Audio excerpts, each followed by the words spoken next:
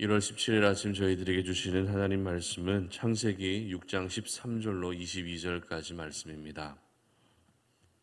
말씀을 함께 봉독하겠습니다.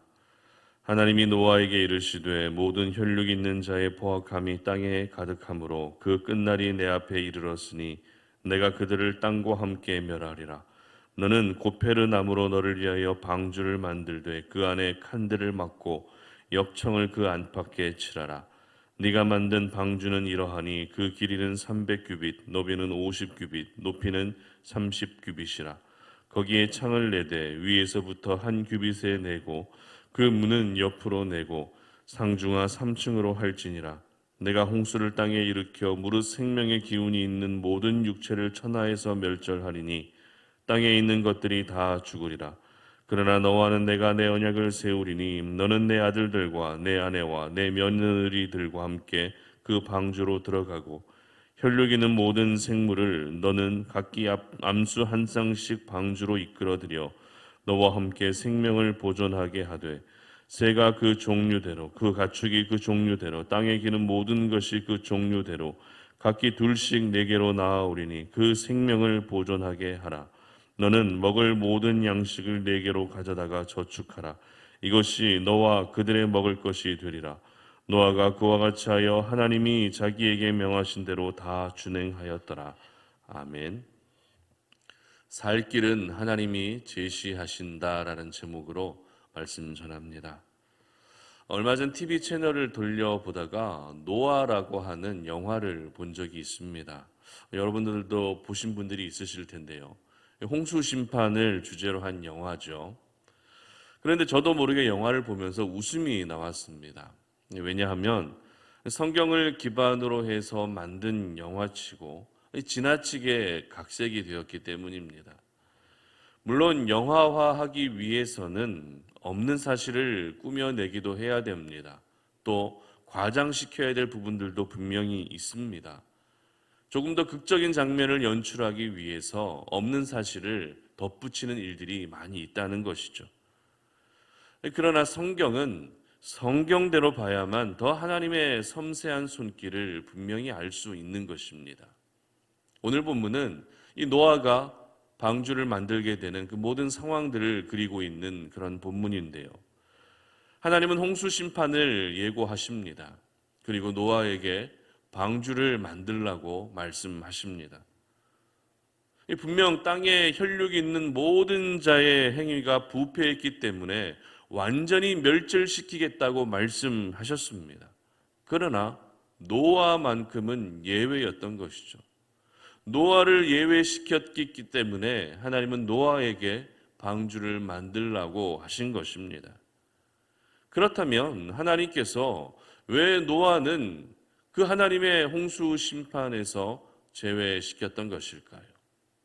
그 이유는 노아는 하나님께 은혜를 입은 자였기 때문입니다.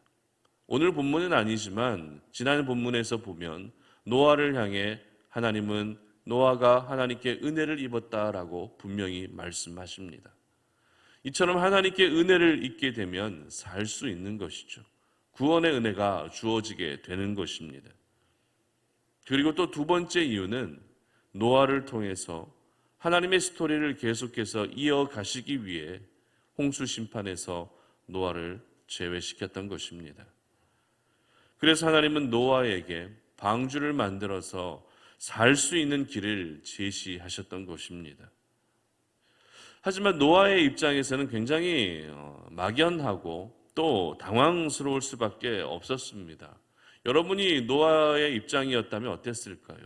나를 살려주시는 하나님의 은혜에 대해서는 참 감사하겠지만 그 거대한 방주를 만들어야 한다는 부담감과 압박감, 그리고 그 막연함이 저희들에게도 분명히 생겼을 것입니다.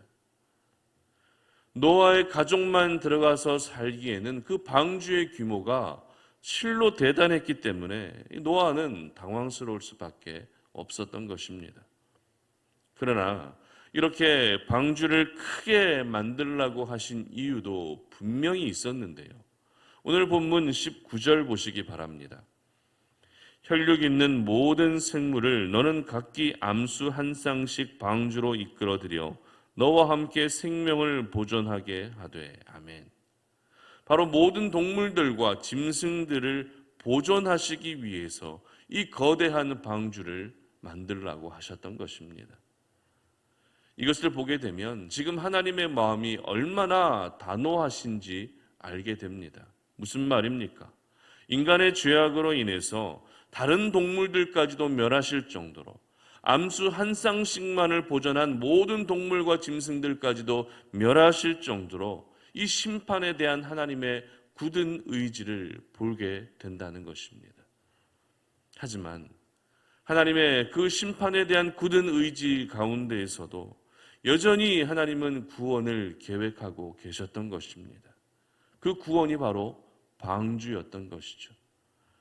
노아의 가족뿐만 아니라 동물과 짐승들까지도 암수 한 쌍씩 보존하셔서 하나님은 이 세상을 다시 시작하시고자 하시는 그 스토리를 계획하고 계셨던 것입니다. 그런데 오늘 본문을 잘 보게 되면 방주를 만들 때 그 방주의 설계와 디자인 그리고 자재까지도 하나님이 모두 정해 주시는 것을 볼 수 있습니다. 14절 한번 볼까요? 너는 고페르 나무로 너를 위하여 방주를 만들되 그 안에 칸들을 막고 역청으로 그 안팎에 칠하라. 아멘. 먼저 자재로 어떤 나무를 정해 주십니까? 고페르 나무라고 하는 나무를 정해 주십니다. 고페르 나무는 잣나무로서 흔히 구할 수 있는 나무였습니다. 아무래도 이 방주의 규모가 대단했기 때문에 이 자재로 들어가게 될 잣나무가 많이 들어갈 수밖에 없었겠죠. 그러면 가장 흔하게 구할 수 있는 나무가 주재료로 사용되는 것은 당연했습니다. 특별히 이 잣나무의 기능 가운데 중요한 기능이 방수의 효과가 뛰어났다는 것입니다. 그래서 고대 사회에서는 배를 만들 때 대부분 이 잣나무, 고페르 나무를 이용해서 배를 만들었던 것입니다. 그렇게 잣나무를 통해서 방주를 만들고 그 안에 이제는 어떻게 하라고 하십니까? 칸들을 막으라고 하시죠. 칸들을 막으라는 것은 쉽게 말씀드려서 그 공간을 모두 구분하라는 것입니다. 여러 짐승과 동물들이 함께 탈 방주였기 때문에 공간을 분리하는 것은 반드시 필요했겠죠. 그리고 이어서 역청으로 그 안팎을 칠하라고 하십니다. 그런데 여기서 칠하라라는 단어를 히브리어 원어로 보게 되면 속죄하다라고 하는 의미를 가지고 있습니다. 따라서 방주의 안팎을 역청으로 칠하라는 것은 역청으로 칠해진 방주에 들어가야만 구원을 얻을 수 있다는 것으로서 예수 그리스도의 보혈로 덮어져야만 구원의 은혜가 주어지게 된다는 것입니다. 그리고 이어서 방주의 크기도 하나님이 정해 주십니다. 그리고 창을 내라고 하십니다. 여러분, 이 창문의 기능은 채광을 위한 기능도 필요했겠지만 환기를 위한 기능으로서도 창문은 반드시 필요했습니다. 만약 이 방주에 창문이 없다면 어떨까요? 창문이 없는 방주의 모습을 한번 상상해 보시기 바랍니다. 그 방주 안은 24시간 동안 깜깜할 것입니다. 그리고 동물들의 배설물들로 인해서 점점 그 방주 안은 생활하기가 불편해지고 어려워지게 된다는 것이죠. 그러면 구원의 방주가 아니라 감금된 상태에서 모든 생명체가 죽을 수밖에 없는 죽음의 방주가 되는 것입니다. 그래서 하나님은 이 부분까지도 섬세하게 생각하시면서 창을 내라고 하십니다. 그리고 문을 내되 3층으로 내라고 하시죠. 이처럼 방주는 철저한 하나님의 디자인으로 설계가 되었던 것입니다. 제조의 과정 하나하나가 그냥이 아니었습니다. 모두 목적이 있었고 이유가 있었던 것입니다. 노아를 비롯한 그의 가족과 그리고 동물들과 짐승들이 1년이라는 시간 동안 살 수 있는 환경을 하나님이 직접 만들어 주셨던 것입니다. 오늘 저희들은 이렇게 구체적이고 또 상세하게 방주를 설계하신 것을 보면서 역시 우리 하나님은 언제나 하나님의 자녀들의 살 길을 제시해 주신다라는 그런 중요한 영적 교훈을 발견하게 됩니다.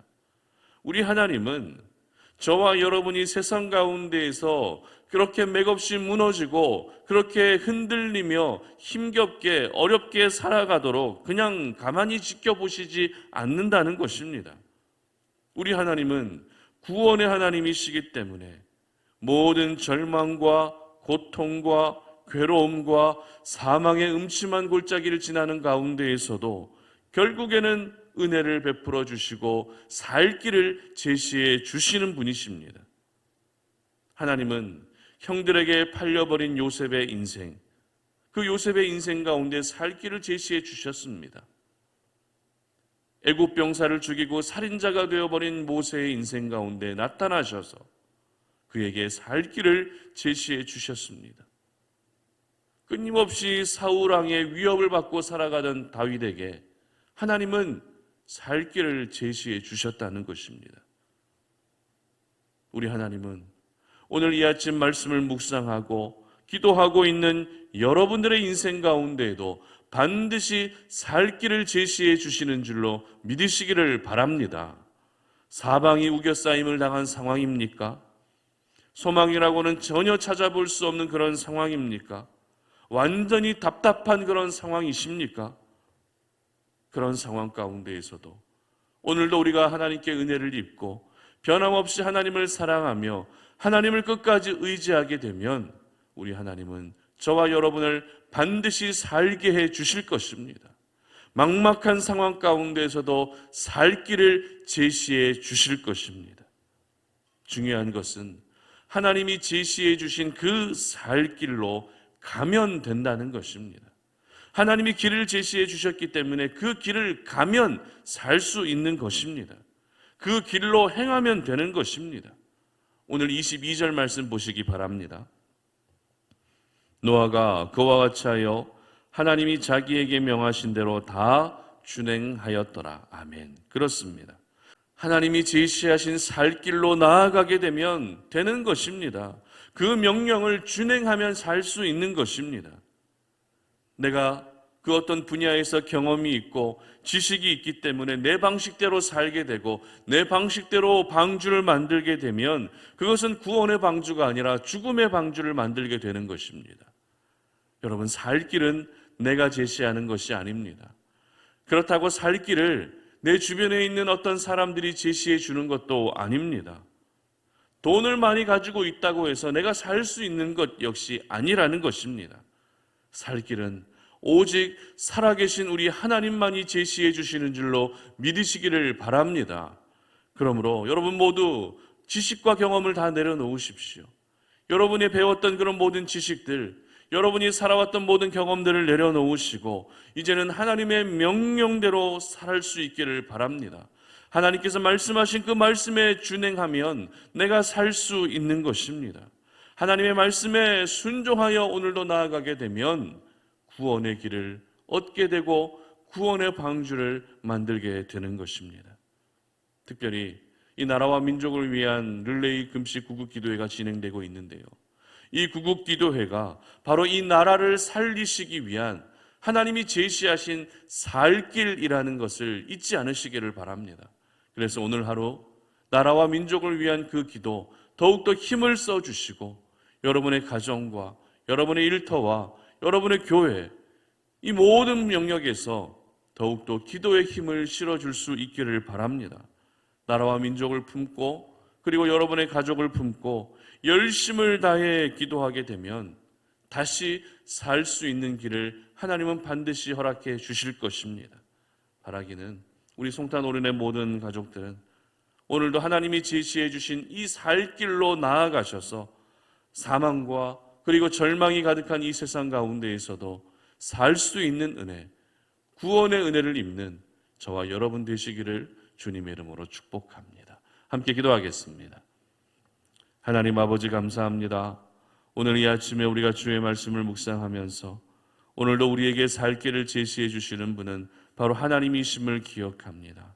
우리의 생각을 뛰어넘고 우리의 방식을 초월하여 하나님의 방식과 하나님의 설계를 가지고 저희들에게 다가오셔서 우리를 살게 해주시는 것이 바로 하나님의 은혜임을 기억하오니 아버지 하나님, 오늘 하루 하나님이 제시해 주신 그 살 길로 행하게 하여 주시옵소서. 내 방식대로 사는 것이 아니라 하나님의 명령에 순종하며 준행하며 살 수 있는 우리 모든 성도님들 되게 하여 주시옵소서. 감사드리며 예수님의 이름으로 기도드립니다. 아멘. 오늘 이 시간 우리 함께 기도하며 나아갈 때 나라와 민족을 위해서 기도해 주시고, 월요일 또 한국교회와 예배를 위해 기도하는 날입니다. 여러분들의 기도를 통해서 하나님이 이 한국교회 가운데 긍휼을 베풀어 주시고, 기도하는 그 한 사람 한 사람의 기도를 통해서 한국교회가 다시 영향력을 가지고 세워질 수 있도록 기도해 주시기를 바랍니다. 코로나 상황으로 인해서 현장 예배를 기피하는 분들이 많이 계신데, 우리가 이 어려움 속에서도 더욱더 하나님을 예배하는 일에 힘쓸 수 있도록, 모든 예배가 정상화될 수 있도록 기도해 주시면 감사하겠습니다. 그리고 계속해서 이어지는 우리 성탄 오륜교회와 이 지역을 위한 기도에도 보시면서 기도해 주시기 바랍니다. 다 함께 기도하며 나아갑니다.